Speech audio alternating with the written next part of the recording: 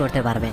পৃথিমণ্ডলের ছত্রছায়া বেড়ে ওঠা পরজীবী প্রকৃতির এক ছেলে, যার নাম হলো বংরন উর্ফ বাপন বিশ্বাস, যাকে বিশ্বাস করাই হলো জীবনের বড় ভুল। ভালোবাসা হলো একটা বই, আর ভুল বোঝাবুঝি হলো একটা পৃষ্ঠা। কাউকে যদি সত্যি মন থেকে ভালোবাসো তাহলে একটা পৃষ্ঠার জন্য পুরো বইটাকে কখনো ফেলে দিও না। আহা, কি জ্ঞান! বলছি দাদা, পৃষ্ঠা সমেত ওই বইটাকে এখন গোডাউনে রেখে এসেছো? দেখো বন্ধু, এরকম না ভেঙে পড়লে হবে না। ব্যাপারটা এরকম ভাবে নিতে হবে, ভুলে যাও এক্স কে, সুযোগ দাও নেক্সট কে। তাই নাকি?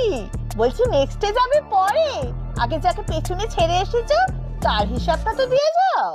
পুরো পৃথিবী তোমার বিপরীতে থাকতে পারে, কিন্তু যদি একজন তোমার পাশে থাকে, তোমাকে ভরসা করে, তাহলে তুমি পুরো পৃথিবীর সাথে লড়াই করতে পারবে। আহা গো চাঁদু, তোমার এই একজনকেই তো তুমি বিদায় করে দিয়েছো।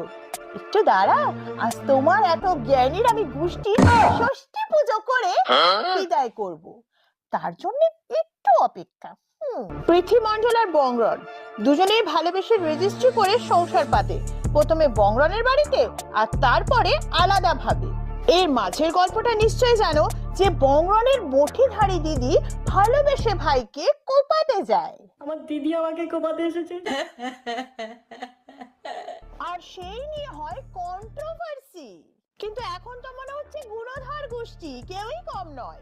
একদিকে ঘুষখোর জামাই বাবু, অন্যদিকে গাঁজাখোর শালা, আর মাঝে হলো বটিধারী দিদি। পুরো 420 ফ্যামিলি। কন্ট্রোভার্সির পরেও সব ঠিক চলছিল, মানে প্রীতি আর রনের মাঝে। কিন্তু তারপর হঠাৎ করে প্রীতির সাথে রনকে দেখতেই পাওয়া যায় না। ব্যাপারটা ঠিক কি হলো? মানে বংরন কোথায় গেল?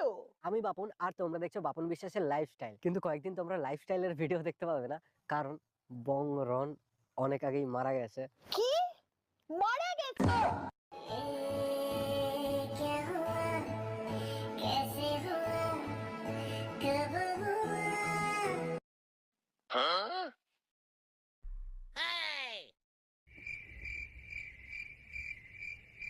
ও, জাদু তো দিনেই সস্তার নেশা করে এসেছে।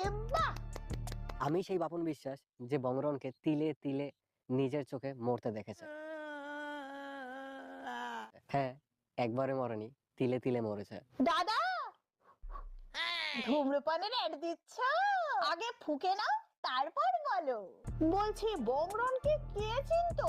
পৃথিমণ্ডলের জন্যই তো পরিচিতি পেলে। যা ভিউজ হয়েছে সব পৃথির জন্য। পৃথি